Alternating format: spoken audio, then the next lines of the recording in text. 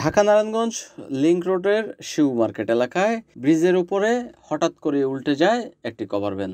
ঘটনাস্থলের প্রত্যক্ষদর্শীরা জানায়, রোববার বিকেল নাগাদ কভার ভ্যানটি ঢাকা নারায়ণগঞ্জ লিংক রোডের সাইনবোর্ড এলাকা থেকে আসার পথে শিবু মার্কেট ব্রিজের উপরেই হঠাৎ করেই উল্টে যায়। আশেপাশের লোকজন ছুটোছুটি করে কভার ভ্যানের ড্রাইভারকে বের করা হলে তিনি অনেকটাই সুস্থ আছেন বলে জানিয়েছেন।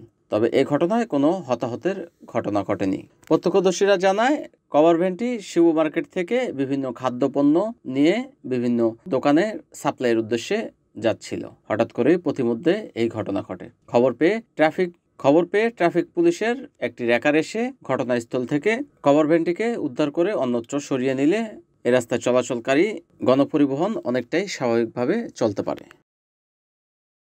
NN TV, Narayanganj.